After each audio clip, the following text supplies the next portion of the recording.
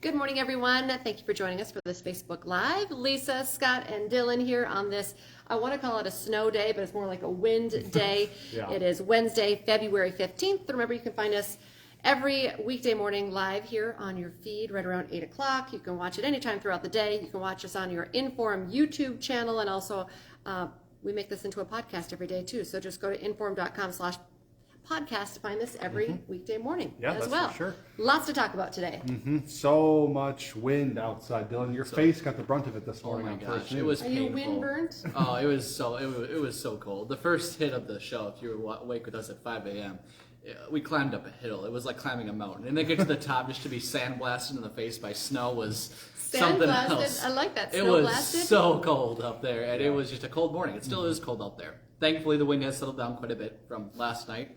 Last night, about 11 o'clock, midnight-ish, 10 o'clock, somewhere in that time frame, we had wind gusts of 66 miles an hour in both Grand That's Forks insane. and Fargo. That is insane, yes. That is winter storm to an extreme. So it was very windy. Luckily, we only picked up about an inch of snow down here in the Southern Valley. Northern Valley didn't see as much snow, but this wind has been insane, and it has settled down throughout the morning. First news, the start of it, I would say we were still gusting up to about 50. The end of first news, we're gusting to about 40, and the wind will continue to settle on down throughout the rest of the day. Today, yes, and as the day goes on, the wind will continue to die on down. It's really not snow falling from the sky. It's just What's on the the ground? snow blowing everywhere. It's everywhere, and there's a lot of slippery spots because yesterday, of course, temperatures were nice. If you're out in the morning or in the afternoon, It was. I remember that. 33, 34, 35 degrees, and then we quickly dropped. We're in the single digits now, and it was what you almost call a flash freeze. So all those wet roads, or sometimes the snow fell to the ground and the road was still warm enough where it was melting, and now we're sitting in the single digits, and now roads are frozen, and there are a lot of slippery spots on the ground. You could see on your camera shots this morning, you could see that they were shiny. Like the whole road. Yep, and it's everywhere. Like it really is. Like usually I say, there's a couple of slick spots. No, there are slick spots everywhere. There are a couple of dry spots this morning. That's about it. It's ugly, and with this wind continuing to, of course, blow snow over the road, there's drifts on some spots, and then lastly, of course, the cold air from just the wind continuing to blow over the road. That is continuing to keep those roads frozen, and we're gonna stay cold next couple of days. Today will be cold, wind will settle on down. Tomorrow will be cold. Friday morning will be cold, warming up by Friday afternoon. So not a super long cold down, but the road's going to be crap until probably this weekend. So there, I just said it. Talk about the roads even more now. Yeah, no, I know. I was kind of looking at the maps and looking at the closures and delays because we talked about that a lot this morning. I know at this point, the kids all know it's like 8:15, but I live in the West Fargo School District. It's a virtual learning day, I believe, same e-learning in Moorhead. Fargo, no, classes or activities. Other areas, I think, just delayed. Maybe you said up to the north it was a little bit different, but call ahead, check ahead. Roads are still closed, and a lot of schools are not, bringing kids in. So just be aware of that. So it's really been updating throughout the morning. So we first started First News. I-29 was closed from Canada to the South Dakota state line, and quite a bit of I-94 was closed. Right now, still no travel advisory in a good section of right where we are, the Fargo-Moorhead area. I think up to about Hillsboro. The interstate still closed on I-29 to Jamestown. I-94 is still closed. And of course, those no travel advisory, Candy Cane, roads as well out there. But travel alert in most of our area as well. A little bit of green, like in the Bismarck, Jamestown area, but it's all yellow, which means super icy conditions on I-94 all the way out to Dickinson. Similar situation in Minnesota. We were looking at the road maps there too. It was no travel advised in a lot of areas. For a lot of the southwest portion of the state, a lot of that purple, which means no travel advised. And if it wasn't purple, it was pink, which means completely covered in snow or ice this morning. And then there was some other areas that were blue, which are partially covered. It wasn't until you get close to the Twin Cities that you started seeing some green. And even in my neighborhood in West Fargo, there were huge snow drifts. I'm always in a hurry, so I was kind of driving fast. I was like, whoa, I wasn't expecting that. But you showed that off quite a bit this morning, too. Yeah, the wind. Snow drifts are everywhere. I mean, the plows were out throughout First News, and of course, as soon as I wanted to show a snow drift, the plow destroyed it. But that's aside from the point. There are snow drifts everywhere. Side streets, your driveway. Here, I mean, I've seen some pictures online of 4-foot snow drifts. Oh, my goodness. Like, that's just the blowing snow. That in open areas, of course, that can easily happen. If snow blows at 60 miles an hour for 4 or 5 hours, you're gonna have some pretty big snow drifts. So. Saw a lot of pictures on Twitter of semis and vehicles Yes. getting like stuck in drifts on the roads. And so I had a lot of reports for the National Weather Service. They're saying a lot of cars in the ditch from Fargo to Argsville, and then from Fargo to Pelican Rapids, that exit there. Just cars up and down the interstate in the ditch, and plows. There's not tow trucks. There's not enough tow trucks to like get them out. yeah. And obviously you can't go get them out right now just because of how bad things are. It's a big mess. I know what you're saying too, like InForum.com just posted a story here within the last, not so long, talking about all the vehicles that are in the roads that are closed and the issues with Cass County Sheriff's Snowmobile Unit has been activated. That's the headline there as well. So a big mess. Don't add to it, by going out and thinking that maybe you can make it. So Yeah, be smart. be smart. And download that Storm Tracker weather app. Yeah. Those There you are go. all, All ready all to the go. good things on there. All the good things. All There the it good, is. all the good things on the bad things that are happening out there. Exactly. All right. Thank you, Dylan. Okay, let's jump into some of our other news headlines. Of course, weather is the big story for sure. New this morning, however, charges have been brought against a Jamestown teacher accused of having drugs. 45-year-old Amy Tarnow is in custody after police served a warrant for her arrest. The Jamestown High School website lists Tarnow as a business education instructor and assistant volleyball coach.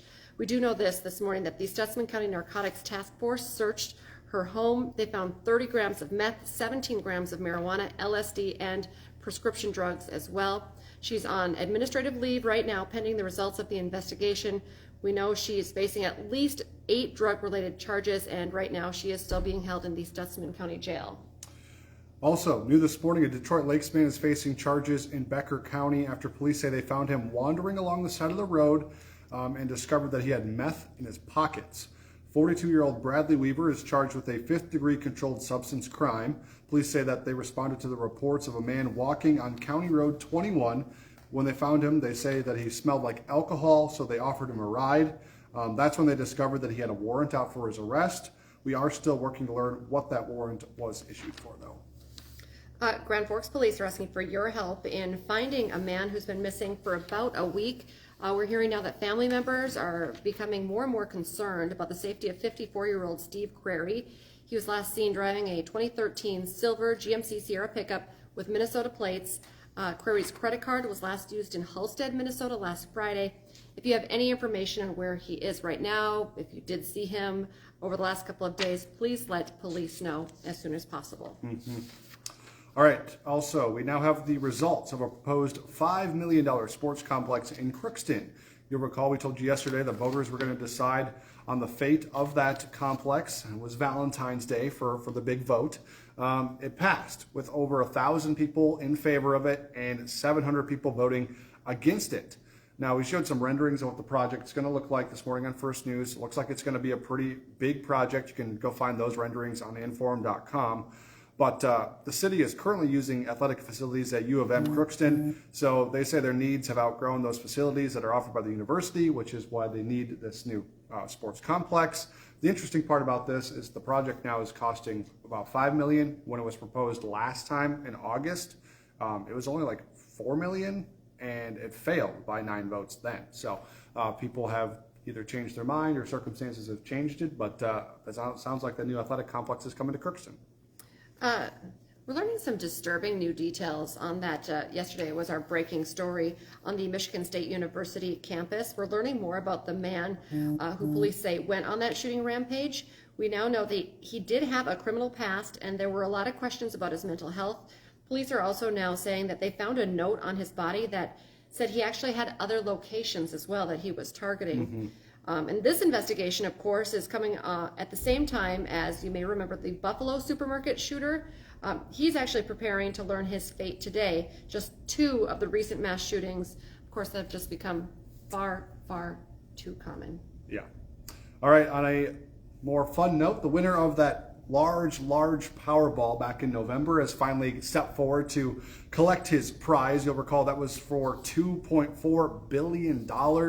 And that was back in November, so it's been months since this happened, and we're like, who's the big winner? Well, that guy's name is Edwin Castro. He lives in California, and it was the largest jackpot in U.S. history, so I guess he is going to be living a lavish life now. But in case you didn't know, $997.6 million of that massive jackpot is like the cash value. So, almost $1 billion.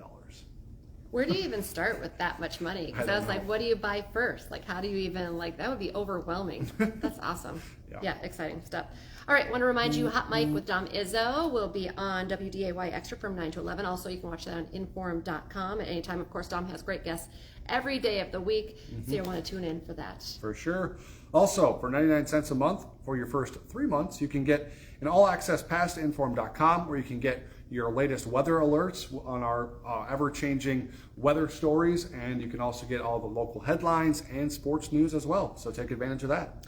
And be sure to join us again here in just a couple hours. 11 o'clock is our next newscast, and of course we'll have some big updates on the road conditions and of course the weather as well. We'll see how much the wind has died down by that point. And again this afternoon, 4, 5, 6, 9, and 10, more WDAY news for you.